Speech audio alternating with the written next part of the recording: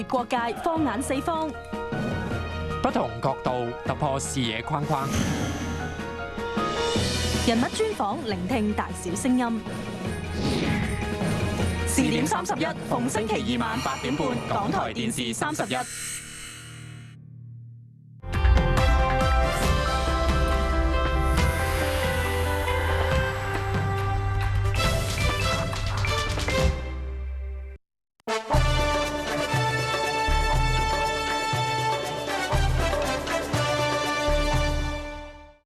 台灣嘅國民黨主席朱立倫自從3月9號訪問香港期間，表態支持九二共識。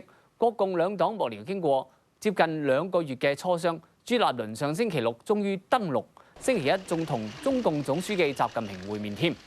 由於呢一次嘅習朱會係朱立倫就任主席以嚟首次訪問大陸，又係國民黨喺舊年9合1選舉潰敗之後，國共兩黨領導人首次會面。佢哋會上演一場點樣嘅大戲，用啲咩嘅政治修辭去演繹兩岸關係嘅發展，廣受國際關注㗎。特別由於習近平喺今年3月初舉行嘅兩會期間，向台灣講咗句重話：如果以後九二共識遭到揚棄，兩岸關係就會地動山搖。所以台灣好多藍營嘅輿論對於呢一次嘅習朱會都寄予厚望。認為九二共識既然係兩岸關係嘅定海神針，呢一次訪問呢就應該係一次深化九二共識之旅啦。結果朱立倫同習近平會面嘅時候呢，唔單止提及深化九二共識，好似話要為下一代建立公平正義社會啦，仲拋出咗一句話：兩岸命運共同體，強調大陸應該俾台灣多啲嘅國際空間。更積極投入國際活動，好似係亞投行啊、東盟發起嘅 RCEP 等區域性經濟發展同埋環保機制等組織，並且攜手參與，等兩岸從和平發展到合作雙贏。朱立倫講咁多，重點就係要擴大台灣嘅國際參與，而且佢提到兩岸同屬一中，但內涵同定義有所不同，無疑係首位國民黨主席當住中共總書記面前作出類同一中各表嘅表述，但係佢呢一番嘅説話喺進退之間，台灣民眾就未必受落啦。好似佢用兩岸同屬一中呢個詞語啊，就俾人批評係執中共嘅口水尾，妄視台灣人最重視嘅國家主權觀念。嗱，呢一次習朱會仲要關注到嘅係習近平就以嚟首次宣示嘅習5點對台主張。佢喺第一點就強調一中原則。佢話如果否認九二共識，就係挑戰兩岸關係和平發展嘅制度框架，係兩岸所有政黨同埋各界嘅問題。習近平呢一番言論，加上朱立倫講嘅兩岸命運共同體，擺明就係要民進黨唔可以再迴避兩岸論述。即使未來執政，亦都唔能夠迴避九二共識嘅。習朱會嘅言論各取所需，但係到底能唔能夠發揮效果呢？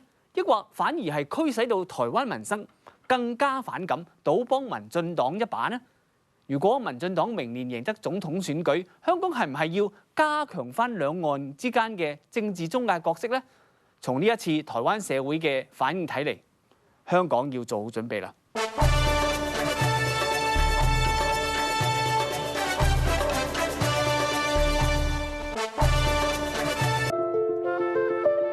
我哋成日食嘅菌類，原來擁有驚人嘅能力。科學家曾經用佢嚟製造盤尼西林，而家仲希望用佢哋嚟救地球。唔單止咁，真菌嘅菌絲網絡仲俾到科學家好多啟示。究竟菌類嘅潛能有幾大呢？零距離科學之超級真菌，星期5晚上8點半，港台電視31。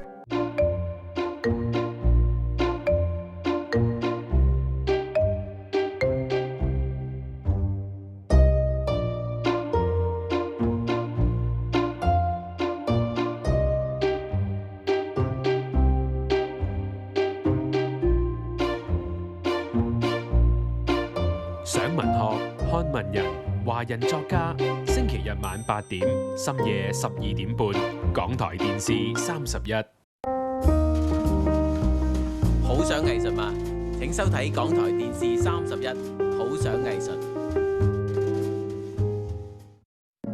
隨住中國經濟發展，對食物需求大增，單喺渤海就湧現咗幾百家養魚場，好多人都想趕上呢班發展列車。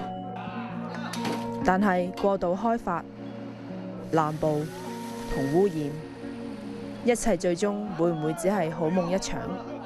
國際新視野，魚海翻波，今晚8點半，港台電視31。預備，聽啦！你食過我㗎，你話唔再跳㗎？我都好驚啊！鬼叫我做呢行啊！死肥搞屎棍！我哋仲會唔會好似以前咁好啊？我哋都係朋友。全新一季《獅子山下》經典重溫，星期1至5晚上9點半，港台電視31。